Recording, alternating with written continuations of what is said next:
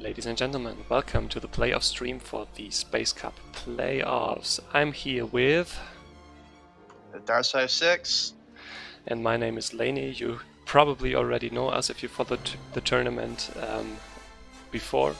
Maybe have to make the background music a bit less glaringly in your face. Maybe like that. Should be better. Okay, here we are. The group stages have concluded and the playoffs have begun, and we thought we might take a moment to go over things and do more of a podcast-like stream and talk over what happened in the group stages, go over what happened in the playoffs so far and what is there to come. One thing we gotta do right now is we have to do a little advertisement. Is that right? Absolutely. Well, for the 2019 EaW Space Cup 1v1 matches, we want to make sure that everybody's known that it was hosted by the EaW Community Discord. You can find a link, obviously, in the video's descriptions, and then also as well throughout the stream and many other places as well. But make sure if you're not a part of our community, we're more than glad to welcome you and want you to join along with the fun and enjoy a game we all know and love, Star Wars Empire at War. Yeah. As I've mentioned, the group stages, which have been running for how long? 4 weeks? Maybe a bit longer? Have been concluded. A lot of games have been played, and with that, I think it's time to do a little bit of a Tales from the group stages thingy, maybe? What is there to talk about from the group stages? Well, we've had a lot of interesting matches that have played out so far, and I think one of the most exciting things is seeing quite a bit of the newer players jumping into the fold and really starting to improve and play against people that they don't know, and putting on more of a public stage set. And it's been fun. So I mean, we've seen a lot of new players come out compared to a lot of the older players that were in here, and they've done quite well, and that's quite impressive. And we're looking forward to seeing them go off in the future, I would say. Yeah. Who are you thinking about right now? Give me an example. Well, one of them was one of my opponents as well, so a little personal bias since I got to duke it out 1v1 with him. But Will, definitely, as I mentioned a couple of previous streams too, he's a definite up-and-comer. He's very good playing Empire. He's still learning Rebels. However, Empire typically is a faction that most people will learn first just because of the ease of the faction and a better understanding.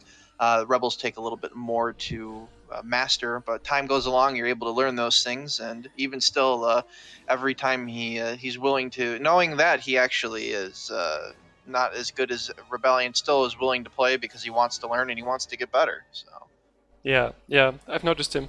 Casted, I think 2 games of him so far. Yeah, and you could really see him improve, and he's also a very active member of the community, so I'm glad we have him here. Another guy I want to mention in the same vein, maybe, is Captain Paddy from the EU side of things, who pulled out a big upset against Sky Guy, one of the veterans, in the group stages and moved on to the playoffs.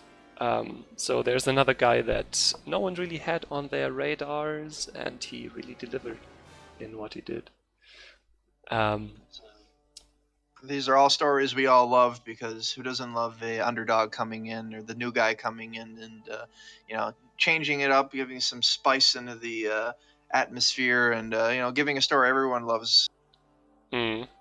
Speaking about stories, there have been some stories going on, like memorable games and moments. Anything that stands out to you? Well, I think we did have a specific couple of instances, that we'll get into in just a moment. One of them, we want to take a moment too, and some notable games we've had. Say Will versus Sir Roberts was one of them. I definitely enjoyed. I was able to stream that game. I enjoyed that very much. They were able to play very well between the two of them. So Roberts is another one I would say that get some more practice there too. He can be just like Will. They played very well between the two of them. Both played Empire, both played Rebellion, and mostly Empire won, I would say. But there was a game where Rebellion did pull off with Will is the victor on Endor, so that was interesting. And what about you, Lany? You had some points there, some things that you remember that were memorable? Yeah, we probably have to talk about the Vans versus Scrub game, or Scrub's alternative Absolutely. ego versus the Aniki. Because these were just incredible games where there were so many good plays and so many bad plays. And actually, these were games where Tech 2 was pretty common, which is something we don't normally see in very high level play. But they made for very entertaining games, like the first game. Let's talk about the first game. Geonosis. Vance is playing Empire, and at the beginning of the game, he's totally stomping everything. He has 100% map control and starts attacking the base of Scrub. What happens then? Scrub takes up, calls in Han Solo, defends the base, and we as the watchers, and I think Blackout was the caster, everyone was waiting like, when will Vance take up? And he didn't. And he didn't. And I think probably it was because he heard like, taking up in 1v1 is not so big. So he just stayed in Tech 1 for so long and almost lost the game just from this big lead. So close to the big throw. But in the end he realized he just has to press one button to win, and he teched up and pulled out the victory. But that was really nerve-wracking to see. Those are definitely the tight games that you just don't know which way it's going to sway at that point. One thing of note that, again, most high-level games, like you said, don't go to Tech 2, but sometimes they do go to Tech 2, and that's obviously something we would love to see more of in the future in this case. Yeah. But when they do go to Tech 2, it doesn't necessarily mean that either side is guaranteed victory. It's completely open. Because teching takes time and it takes a significant amount of resources, and you leave yourself completely exposed during that time period. But they become more interesting when that does happen. Sometimes you actually do need a tech in order to win the game. For instance, usually the Empire is one that techs first because Rebels have the advantage on Tech 1. So you would respond by teching to Tech 2 at that point in order to get Boba to counter the massive X-Wings that you would have at that. So yeah, at some point the X-Wings just get so many that you need your Boba Fett, right? that's the best way to do cleanup work. One thing to note now that we are talking about the games, of course everyone can watch them. We have all the streams recorded on this Twitch channel, so you can just go over to the video section and rewatch all the games from the group stages, so no problem there. And speaking about Cleanup 2, you've talked about notable upcomers in the tournament. What about those that were expected to do well? How did they fare? So we have the people in the group stages. In this case, they've people who are expected to do well have actually done very well in this case. Obviously, I know you did very well in your group stages. Boba did very well in his group stages. I myself also did very well. So did Zerns. He did very well doing cleanup work and making sure his way to the playoffs was guaranteed. So it gave us some high seeds between these people. Yeah. We'll talk about the seeding later now that you've mentioned it, but let's quickly go over the group stage groups. I'm gonna just bring them up real quick here for everyone to see. There we go. And let's just have a quick recap on each group, like 1 or 2 sentences, nothing much, just so that we can wrap this up with everything that's happened there. Group A. That was interesting, right? It was a little unfortunate, but we only had one person that was able to actually advance through that round. It was March Wadden. Unfortunately, none of the other games were able to get played. We had a couple dropouts from their last minute, so that unfortunately stifled any sort of gameplay from over there. Right, so March Wadden, the only one who advances from Group A. Group B was actually the group where the Vance and Where's the Anarchy game happened that I talked about earlier. Which was hard fought, but in the end Scrub and Blackout prevailed and moved on. But it was a close thing. Vance didn't play bad in any means. And even Lucas put up a good fight. Yeah. Group C, your group. I would say we were the most active of the group. I would say, with the exception of Commander over there, the top 4 of us did play all of our games against each other. was definitely enjoyable. Like you said, Will was quite the opponent as well. He actually beat me the one game. It was the only person to actually beat me. Everybody else, Sir Roberts and Carson, I 3-0'd against. So Yeah. Another good game you can probably watch is Carson Cyfe. I think that was a good game between two good players. Yeah, moving on to Group D. Another group that was kind of interesting because due to inactivity it was really hard to get the matches going, and in the end we even had a disqualification. So only one person advanced in Formula from this group as well. E. yes. So unfortunately, this also plays things that play out. But we didn't. Since we only had one. Again, we were originally supposed to have 2 people advance per group. Yeah. But since some of those things didn't pan out that way, did allow for some of the other active people to advance in their stead. So, Yeah, that's right. Moving on to Group E. What can David be said about Group E? Group B was pretty much again was another wash. Divine, or also known as Boba, 3-0'd pretty much Galug and Shibes there. I did notice that Shibes was able to put up a decent fight, but was ultimately defeated. Sorry, I think I lost you there. Oh, probably some technical difficulties, but apologies for that. In regards to that, yes, no, Group E was fairly a wash. Divine, or Boba in this case, pretty much 3-0'd everybody throughout there. I know Shibes tried to put it up a good fight, but didn't last out so well. Wasn't that the game where the commentator completely messed up the player names, and so we had Shibes steamrolling Divine for a moment? That might have been. We had a couple of those. I know I myself mixed up one of the names at this point in the factions, so that was an interesting. But we'll get better at that, I promise. So. Okay, good. So we have Divine and Shibes advancing from that group because Galog again forfeited in the end because of his inability to bring up enough time to really play in the playoffs. But he's a good guy, and I like him in the community. Group F, moving over to the Europe side of things, we had Cerns, or Vernie Tiger, who is another high caliber player who pretty much stomped his group. And we have an upcomer in Swampen who managed to claw the second place there and advance as well. So good stuff there. I just continue with Group G, because that's my group, which actually was a very interesting group.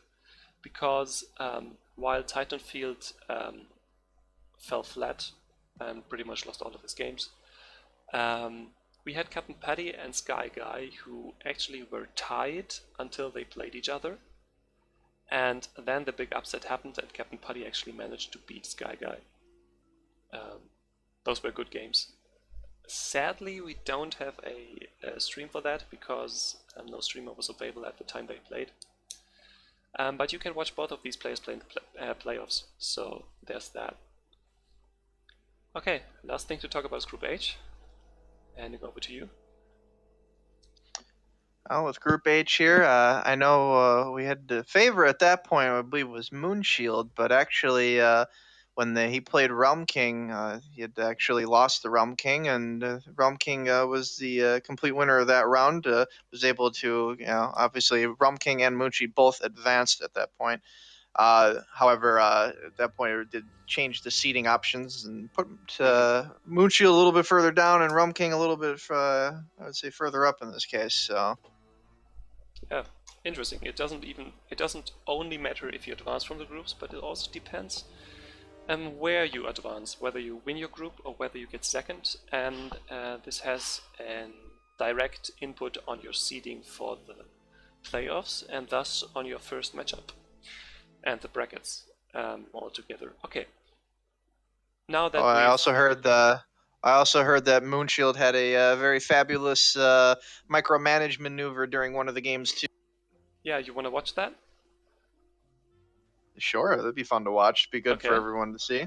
I think I have the clips page open here, and we can just go ahead and watch that. No clips. Give me a second. Oh, we do have another clip to show too. Yeah. Let's do a bit of a clip watching session here. Popular clips. Those were player-made clips. Actually, maybe I have to click on View All. Oh, maybe it didn't save Maybe it properly. didn't save properly. Yeah, looks like it. Basically, what That's a happened shame. was that Moonshield had his X-wings moving away from the TIE fighters and was about to get cornered in the corner of the map. And what he did was he identified the single X-wing that the opponent clicked upon, moved it back around in a loop, and all the TIE fighters just mindlessly flew behind that one beaten up X-wing who was at like 10% HP, and all the other X-wings managed to escape. So really good micromanagement there. But we have another clip that we can take a look at. His X-Wings. We call this one the clip of the tournament there. That was definitely, that is worth the entertainment, that's for sure. Okay, what should we look out for? Just some specific point in the image we might want to... Well, you can notice from just looking at the mini-map alone that Empire has the Tech 2 already, which is Scrub, and then Rebels are on Tech 1 still. So Rebels seem to be winning this dogfight over here at just a quick glance. Very, very little, however, but they're able to keep them alive. So maybe we'll see what happens after that. Mm-hmm. Let's go. With his pirate fighters. Oh my gosh. So the Boba Fett, when it was warped in. And there we the go. Boba Fett. We had a very quick Probably. entrance and exit from the glorious Boba Fett. Moving in right at the orbital resource container and blowing himself up. Yeah, so guys, if you see this, don't repeat at home. Please be very careful. Again, Coruscant, the way everything is set up, again, that specifically, like you said, canisters, they only kill Empire units. They only kill Empire units. So warping in any of your units is another thing. Warping in your units leaves them exposed, and they take damage at least 200%. Yeah. Now we've been going over the groups, and we've seen that only one person advanced in two of the groups. We had a solution for that. What did we do? So we actually had there was a preliminary match before moving on to the playoffs. It was Will versus Sky Guy, and that allowed us to see what seeding we could place the two gentlemen, and they had a very good game. And well, from what I remember, Will came out the victor as that one as well. Yeah, right. And because we had two people moving up, both of those advanced, but the game, of course, influenced their seeding, with Will receiving the higher seed than Sky Guy after the fact.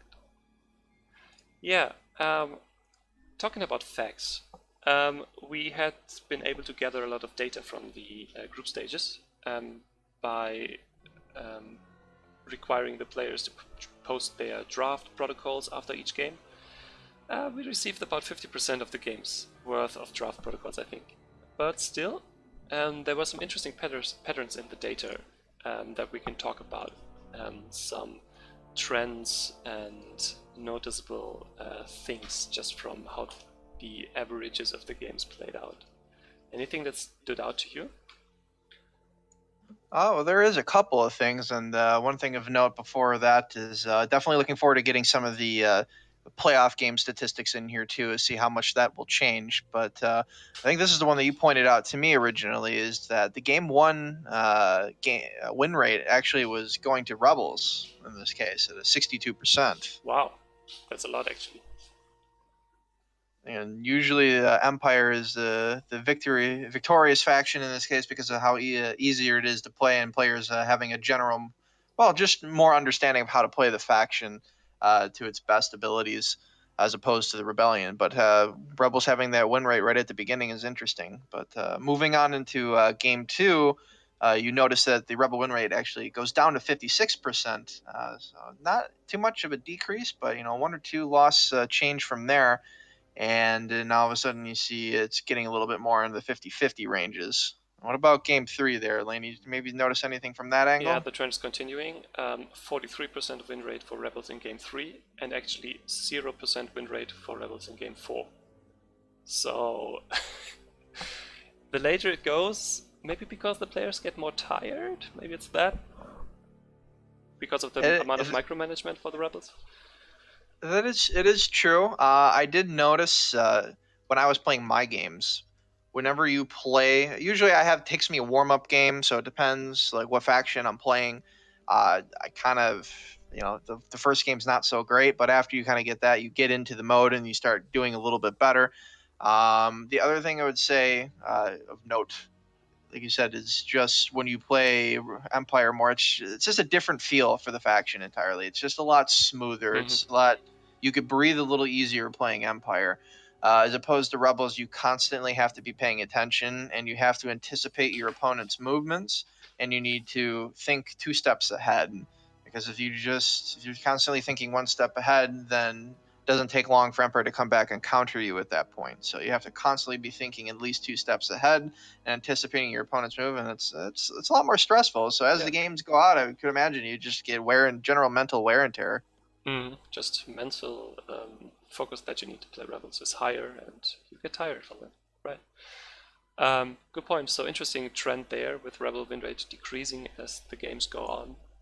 Overall, from the reported games, we had a 50% win rate for Rebels. But one thing we need to add there is the missing data is mostly from the weaker players, where as far as I'm concerned, I think the Empire win rate was higher. So overall, we are probably a bit below 50% for Rebel win rate.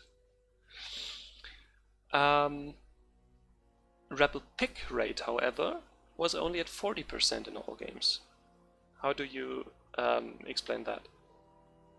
I would have to go back to what I said before. It's just when you play Empire, whether you've noticed it or not, it's just you subconsciously notice that it's just a smoother faction to play, and it's usually a little bit more enjoyable just because of how it plays out compared to the Rebellion. So I would definitely say that for safer picks, it's generally Empire, and that's usually why people side with the Empire. Do you think this has anything to do with the maps that were being picked? Because we have Bothawi and Endor as the 2 most picked maps. Well, it's interesting. I'd have to say no, because if you look at Bothawi, that's actually a rebel map.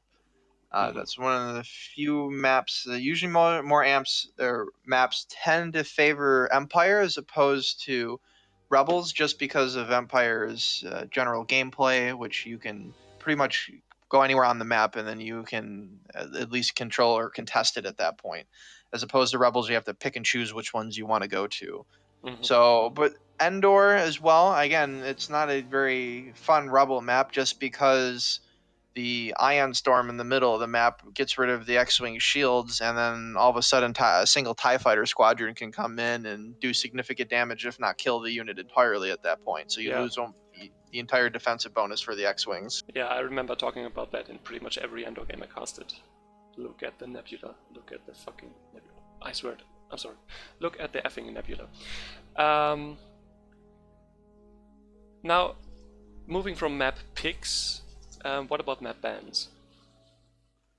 Well, I have to say it's Coruscant. Everyone dislikes playing Coruscant, and I can understand, especially if everybody is generally leaning towards Empire. Well, you have the canisters already, so that's already a little biased towards Empire on that map.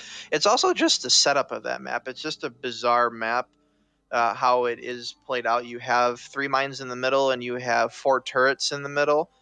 Then you have a pirate base in the upper right corner of the map, and then you have a single mine in the bottom left-hand corner. And then just the positioning of the base mines too is just it's a medium-sized map for what was it's a 3v3 map, but it's smaller for a 3v3 map, but it's a medium-sized map for a 1v1 map. Actually, which it's is the biggest why 1v1 map that we have in the pool. Well, it is the biggest 1v1 map, but even still, like, well, actually, you have a point there. That's a good point. So, but yes, it's a overall, and just the general size of the map, it's not very big, but it's still small enough to be considered a 1v1 map, and you're able to contest it. And it's extremely difficult to play as rebels if you don't know what you're doing. Yeah. And Empire, obviously, you have already, you have the canisters to deal with, so it's just become, for simplicity's sake, people just get rid of it, in my opinion. I like casting it. Actually, it was the high seed players that were more likely to ban Coruscant. Almost 70% of the Coruscant bans go to the high seed player. That's true. I had a couple. I guess it's a little biased too, because I was technically the high seed in the groups. So that was not the bans that I chose. I chose Polis. I do not enjoy that map, so I banned that one. But that's my personal taste in this case. But yeah, Coruscant generally too is just not a. It's it's a clunky 1v1 map. We'll say we'll go with clunky. Okay, the clunky Coruscant. Yeah, I think enough with the statistics and with the group stages. People are here to talk about the playoffs, right? Yes, we are. We're moving on to the playoff stages.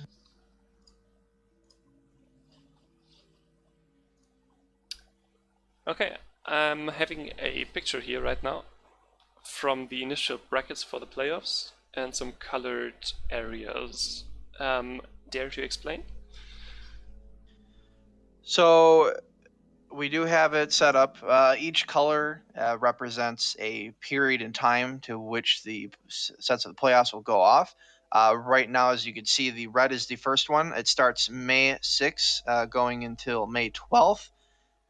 This is set up in the European format, so in case for the Americans, I know it could be quite confusing. Being American myself, it is a little bit confusing. When I first looked at it, I was like, what are all these numbers with decimals in here? Are we running a EaW marathon here? I'm like, I don't know. But joking aside, yeah, so we have it set up. Those are the each color represents a period in time. As you can see, the orange time, this grows into two separate brackets. Because we have a double elimination tournament. So if you lose in the winner's bracket, you move down to the loser's bracket and still have a second chance to proceed through the loser's bracket. Again, like I said, orange stages is the next stage, starts on the 13th, moving to the 19th. You have the both losers brackets and you have the winners bracket playing out there in order to advance into both rounds. As mentioned before, both still act as a singular advanced tournament at that point, and we have 16 seeds. And yes, generally one thing of note too, if we do happen to finish early, more time will be added into the start point of the next stage, but the end will still remain the same time, unless we manage to complete all the games earlier. Yeah, okay, nice. So much for scheduling. In the vein of scheduling, another thing of note for everyone who's watching or who wants to watch the games is, let's head over to the live page. We have a short description here at the bracket page, and you can find the bracket page link below the stream. If you're watching this as a video, it will probably not be below the video, but you have to click on EaW FOC channel on the icon above the video to go to the offline screen page, and below that you can find the links to the community Discord as well as to the bracket page. And on the bracket page we have a little information posted where we try to insert the matches that players have scheduled themselves for. It's not always possible if these matches are spontaneous, but starting from the third phase of the tournament, we actually require the players to announce their games 48 hours in advance. So there's that, and before that we try to encourage them to do as well. Yeah.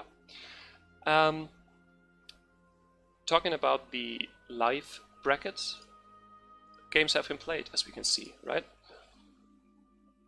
Yes, we did have a few games that were played. The actual start date was May 6th, which was Monday. However, it seemed to work out that we had a few matches that were able to be played on Sunday. That actually helped So that way people wouldn't have to worry about playing in the middle of the week or trying to get everything in the back end of the weekend. So that actually played out very well in this case, and we've had a few victories and advances so far. What are some of the things that you noticed in the? I know you streamed the Zerns versus Where's the Any Key game. What did you notice from that one? Oh, you can probably already see from the image. And if you remember us talking about the group Zerns, pretty much had a clean sheet going through the group stages. Third highest seed. These little numbers beside the player names are their seedings, with 1 being the highest seed and 16 being the lowest seed. Zern's third highest seed, playing against Scrub, or Where's the Anarchy. You remember him from the short clip we just showed you. And actually, the first big upset of the tournament happened right there in the first round. Zern's losing 3-1, 1-3 from his perspective, against Scrubs. Yeah, he probably got a bit overconfident in his abilities after the absence of playing the game, and maybe underestimated Where's the Anarchy. And suddenly, you've got the third highest seed in the losers round 1. I think what he saw was he saw the clip of the tournament and it was like, huh, I could beat this guy, no problem. Except, major problem, he didn't win. Okay, so it'd be actually super interesting to see whether Cerns can recover from that and move through the lower brackets. I mean, he can still totally win the tournament, right? Hey, he can. You do have a second chance. However, it's just unfortunate that it happened so early for a high seed because, usually as a high seed, you're predicted to advance a little bit further on, and then you drop down to the loser's bracket a little bit later on. But when you drop down to the loser's bracket at that point, you are in elimination mode. So if you lose, you're out. But aren't these the stories that we like to talk about? The upsets and the unpredictable? You certainly do. Yeah. And speaking of other upsets, I heard there was another one that happened. Yeah, not as big as the other one, but we had the Ormula versus Moonshield game here. Actually, what does match details show? Okay, nothing much. Where Ormula was 6th highest seed against Moonshield on the 11th seed. Moonshield, remember, he lost his group stage match against Realm King and only got 2nd, and yeah, got only 11th seed as a result of that.